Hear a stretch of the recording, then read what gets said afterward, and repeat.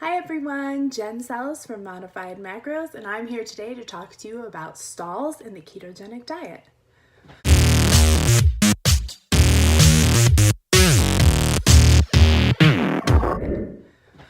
So stalls are pretty common on the ketogenic diet. It can happen for a multitude of reasons. So today we're going to talk about what those are and what we can do to break free of them. First and foremost, it is extremely important that we cover what is a stall and what is not a stall.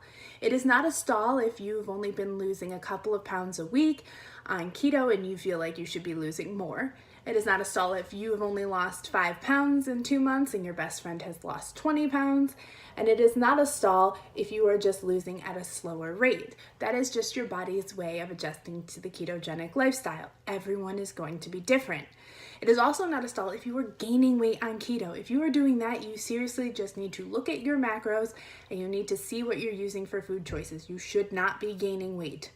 A stall is when you have seen no changes in your inches or in your weight for a period of 3 or more weeks. It can take up to 14 days for your body to adjust to a multitude of things that can cause you to have a slight stall, such as hormonal changes, which us women get once a month, such as being sick or being on antibiotics, or maybe you had a high stress week. So unless it's been 3 weeks or more, it's not considered a true stall. So let's say it has been that long. What do we do now to break free from the stall? Well, number one, we're gonna look at our macros. Keto is extremely personal and it is ever changing and evolving. If you have been losing weight consistently during your ketogenic journey, you're gonna wanna update your macros. Every time you lose a considerable amount of weight, 5 or more pounds, you are going to want to look at updating your macros.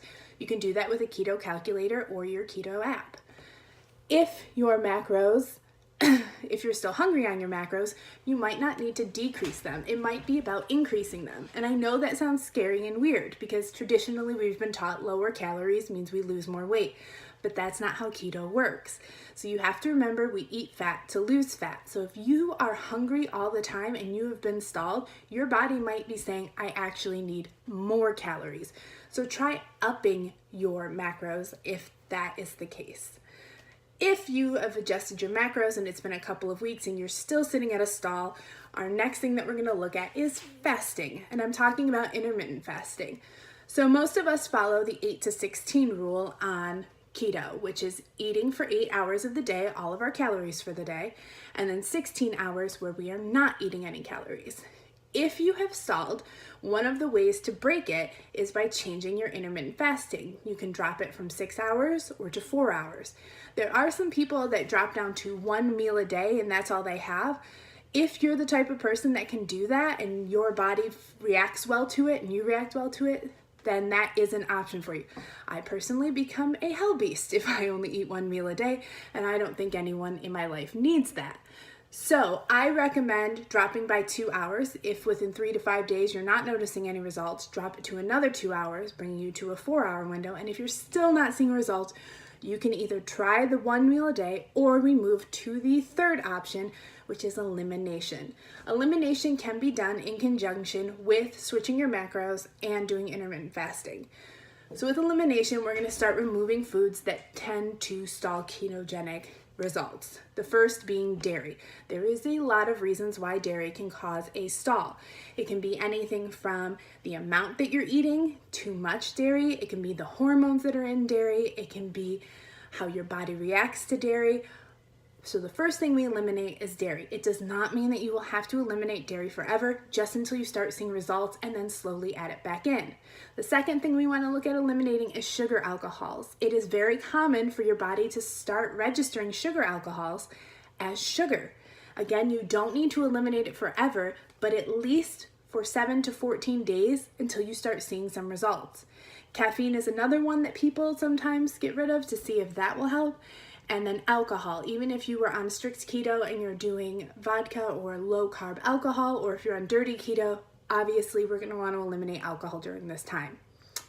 So the fourth thing, that we can do is carb or fat cycling. So what this is where we do one day of really high fat or higher carbs. So for fat cycling, you are going to do one day where you're going to increase your calories, the lowest amount by 250, the highest by 500, and you're going to eat 80% to 90% of your calories from fat. This is to get your body out of starvation mode.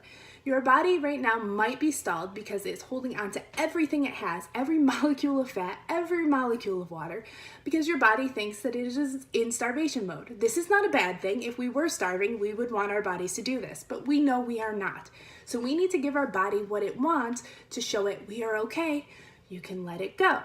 So we do this for one day, and then the next day immediately drop back down to your original macros. This is going to hopefully jumpstart your body back into, okay, we're not starving, we can start going through ketosis again. If that doesn't sound like something you want to do, you can also do a carb cycle. This is adding up to 50 net grams of carbs a day, the highest, or minimum 50 net grams, highest 100 net grams of carbs. Now, when I say carb load, I don't mean go out and get a French baguette, croissant, and a whole load of French fries.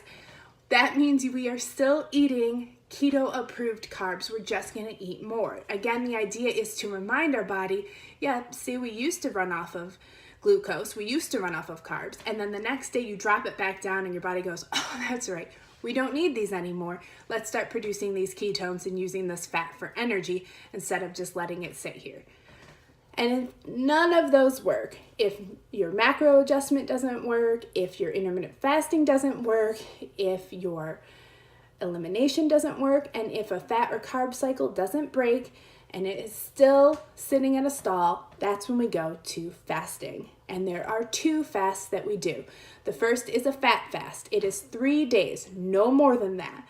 You drop your calories to 1250 and your fat intake for that day will be between 80 and 90%. Very low protein. You stay at your 20 net carbs.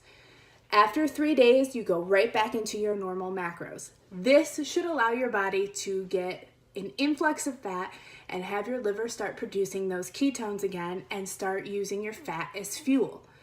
If flooding your body with fat is something that you don't find appealing, or you would rather go the second route, that is a traditional fast. Again, this is going to be for no more than 3 days, recommended for 60 hours. This period of time, you can only have black coffee, tea, water, and bone broth. That's it. And you are going to spend those days drinking your calories, and it's going to put your body in starvation mode, which is the opposite of the fat fast, which is trying to pull your body out of it by giving it more of what it wants. Now we're going to give it less. And the idea is your body will start using the fat stores for energy because it won't have a choice but to do that. Then you jump right back into your ketogenic diet, going back to your macros, breaking your fast with something that will be gentle on the stomach because you have not put anything in it for 60 hours to 3 days. And then we see if that breaks the stall. Again, I am not a doctor, I am not a nutritionist, but this was advice that was given to me by both. I hope that you guys got something out of this. If you want to follow me for recipes or more keto tips, you can subscribe to me here. Follow me on Facebook at Modified Macros or Instagram at The Modified Mama. Thanks, guys.